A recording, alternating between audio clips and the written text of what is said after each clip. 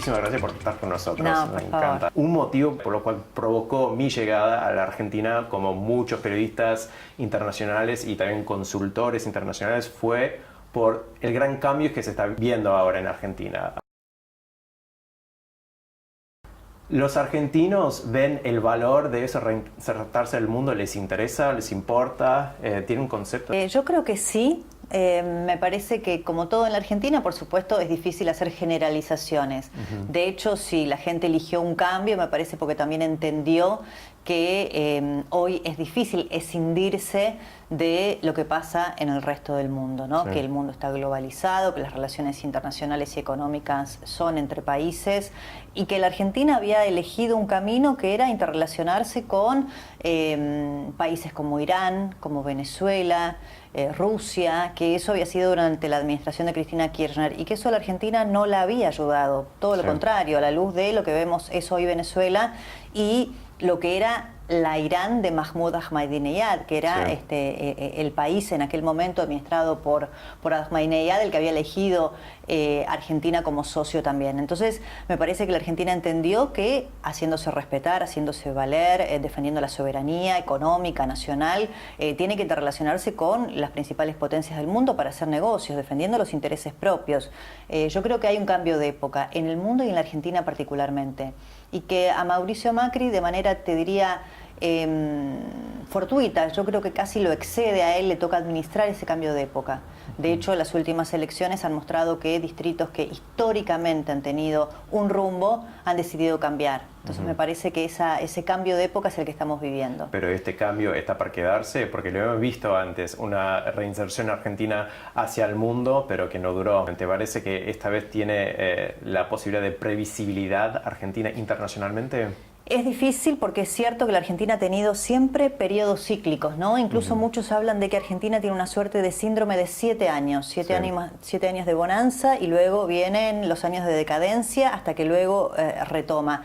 Pero tengo la sensación, me cuesta poder hacer un análisis con perspectiva histórica porque me parece que estamos asistiendo a un cambio de época, que esa rueda gira con nosotros dentro, entonces no tenemos la perspectiva suficiente para poder observarlo con la distancia que requiere el análisis de la sociedad en la que estamos viviendo. Pero así como existió la revolución industrial, como existieron distintos procesos históricos que fueron bisagra en el mundo, me parece que la Argentina está asistiendo a un cambio de época.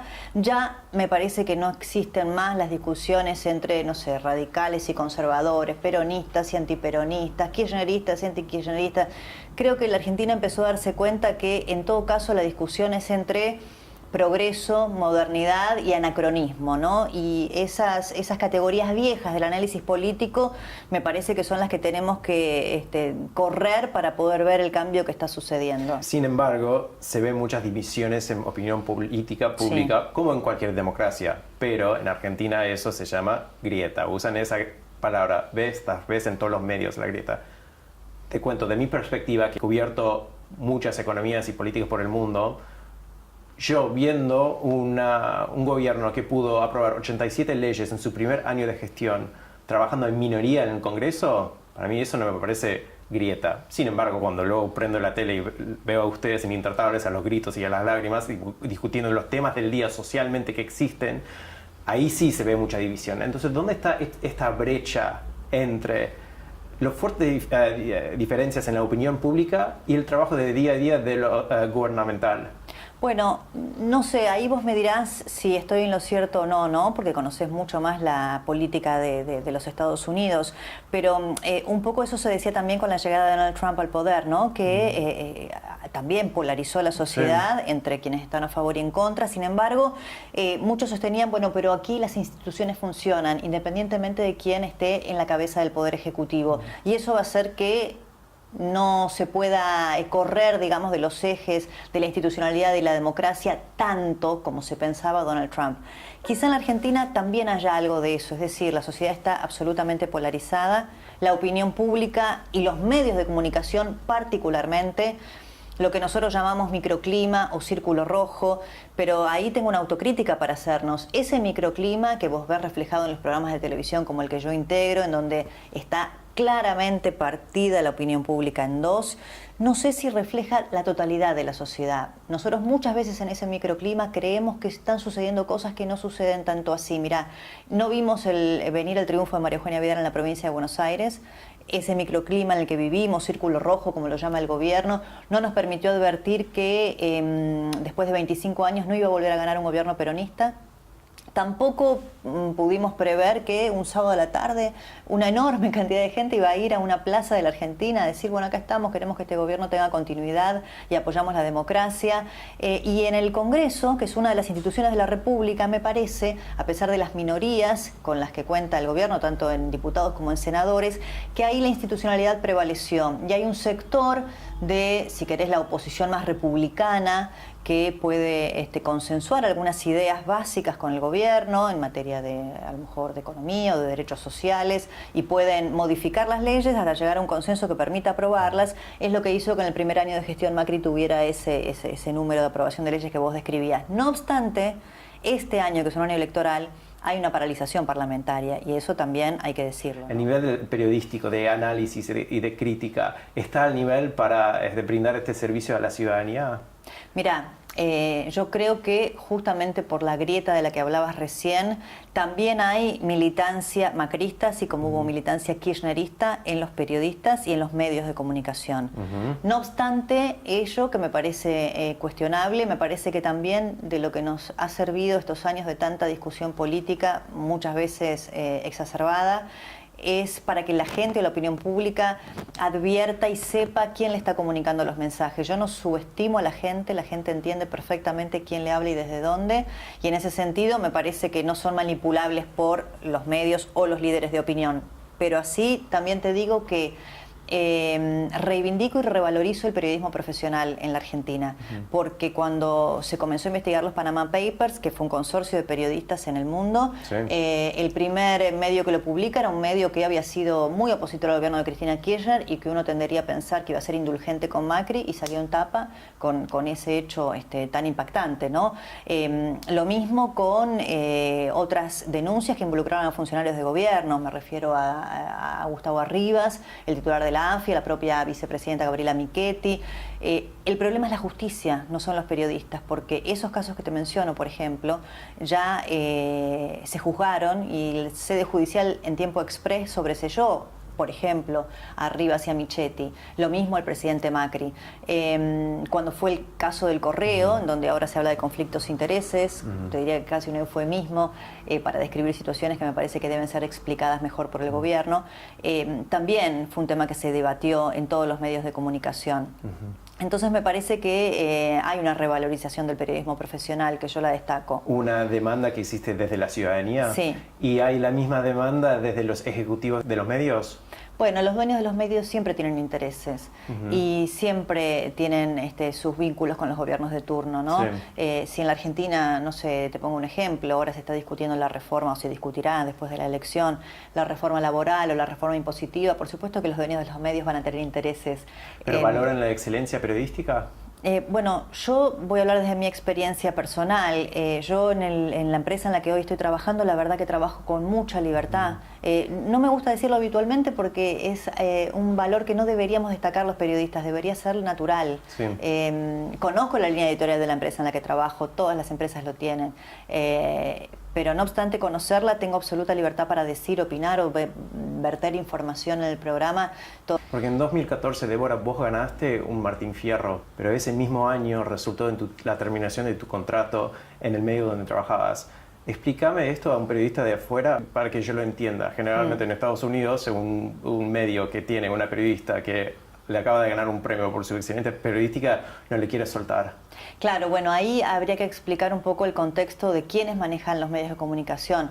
El medio en el que yo trabajaba era un medio dirigido por un profesional de los medios de comunicación que se llama Daniel Haddad. Él vende y ese grupo es absorbido por el dueño de ese medio, que tenía casinos y algunas empresas de petróleo. No tenía ni idea de lo que eran los medios de comunicación ni le importa el periodismo. Lo que pasa es que lo que supimos muy poco tiempo después es que él no era más que un testaferro de quienes comandaban el Poder Ejecutivo desde la Casa Rosada, Cristina Kirchner y su hijo Máximo Kirchner. Entonces, claro, ¿qué excelencia periodística buscaban? Ninguna. Solo querían tener medios afines con una única voz que hablara bien de los gobernantes y de las medidas que ellos tomaban. Entonces era muy difícil.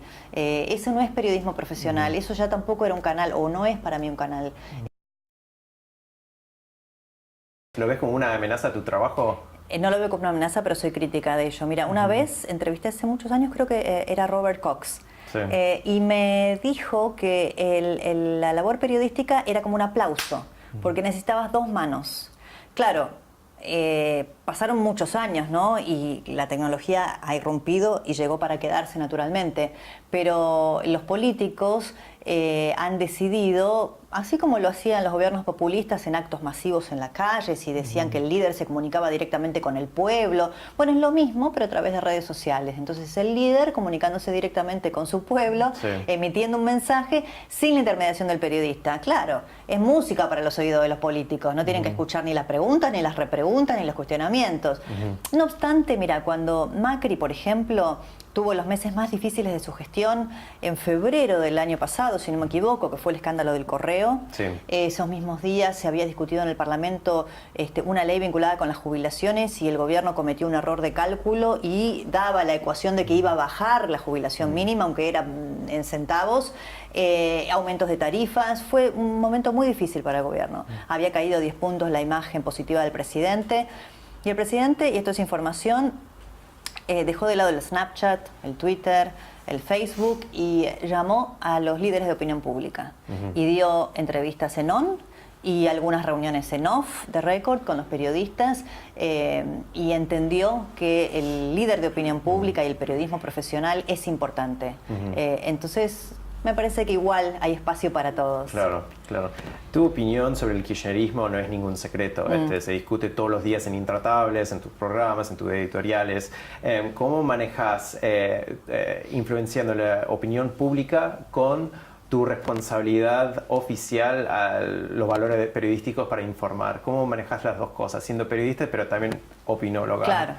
Bueno, ahí es interesante porque, por ejemplo, todo lo que está pasando con el kirchnerismo y las causas judiciales tienden a convertirse, como todo lo que pasa con esa fuerza política, en una cuestión de fe o de creencias. Lo creo o no lo creo. Es un invento y una confabulación de los capitales internacionales. Sin embargo, ahí es donde el periodista dice, no, acá hay información, hay datos, hay hechos, no son opinables.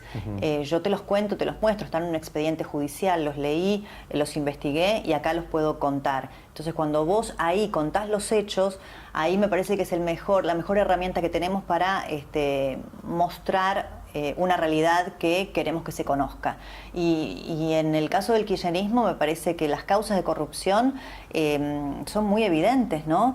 De hecho hay muchos exfuncionarios presos y hay muchas investigaciones en curso, avanzadas y con pruebas. El problema más grande de la Argentina, Nicolás, más que ahora estamos hablando del periodismo, porque bueno, vos me estás entrevistando a mí, pero el problema es la justicia, y eso a los periodistas también nos influye, porque nos deja muchas veces en offside, pedaleando en el aire, porque nosotros vamos más adelante o más rápido que las propias causas judiciales. Entonces, claro, yo voy, cuento, leo, subrayo y cuento al aire un fragmento de una resolución judicial que da datos y hechos concretos de una maniobra de corrupción que involucró al kirchnerismo.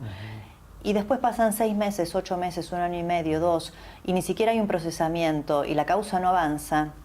Entonces, claro, después te dicen, ¿ustedes que son jueces, los periodistas? ¿Qué pasa? Si la justicia todavía no condenó a nadie, todavía tenemos que soportar que nos diga, por ejemplo, el hermano del expresidente Menem, que los periodistas estamos excediéndonos en nuestra función cuando cuestionamos que el expresidente Menem no debiera ser senador porque tiene una condena ya avanzada en una instancia judicial que llegó a la Corte Suprema. Entonces ya fue confirmada, no hay antecedentes de la Corte Suprema vaya a revocar un fallo de segunda instancia ya confirmado por Cámara, condenatorio, nada más ni nada menos que por un delito que en el mundo es gravísimo, que es traficar armas a un país en guerra. Entonces, el problema es la justicia. El problema es la justicia. Si la justicia no funciona, ahí el periodismo primero cobra un lugar de relevancia que no debiera tener y en segundo lugar queda expuesto a que después alguien venga y quizá con alguna razón te diga, pero si la condena no está firme, porque ustedes dicen que Menem es culpable, pero claro, pasaron 24 años y todavía no hay un fallo definitivo. Claro. Ese es el problema. Claro. Bueno, quizá uno de los activos que pueda tener la Argentina es que es un país de paz, ¿no? La verdad que en un mundo tan convulsionado me parece que la Argentina tiene ese plus. Me parece que tiene un recurso humano muy interesante.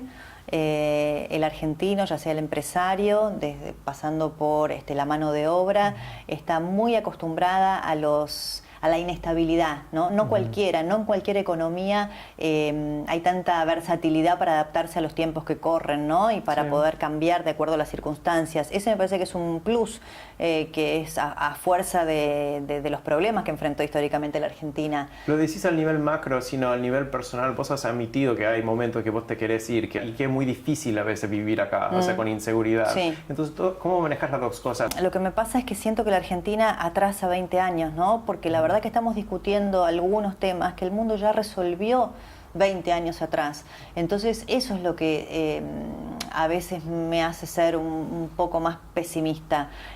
Por ejemplo, la inseguridad, lo que vos dijiste, o sea, en el mundo ya nadie discute si una persona puede ir a trabajar en determinado sitio o a determinada hora porque no sabe si va a volver vivo a su casa. No tenés que darle 154 recomendaciones a tu hijo para que use el celular y no lo maten por tenerlo fuera de su bolsillo. Las cosas funcionan, la gente hace una transferencia de un auto por el celular. Acá tenés que llenar 18.000 formularios, ir con una bolsa llena de dinero a un sitio, con lo difícil que es eso. Entonces, la Argentina no tiene infraestructura. La infraestructura vial de la Argentina es tan deficitaria que además de ser logísticamente cara, le cuesta la vida a mucha gente en esas rutas. Entonces, eso lleva... y la pobreza, si vos tenés mitad de la población bajo la línea de pobreza, sin acceso a la educación, a la salud, ¿qué posibilidades de desarrollo tiene este país? Le faltan 20 años.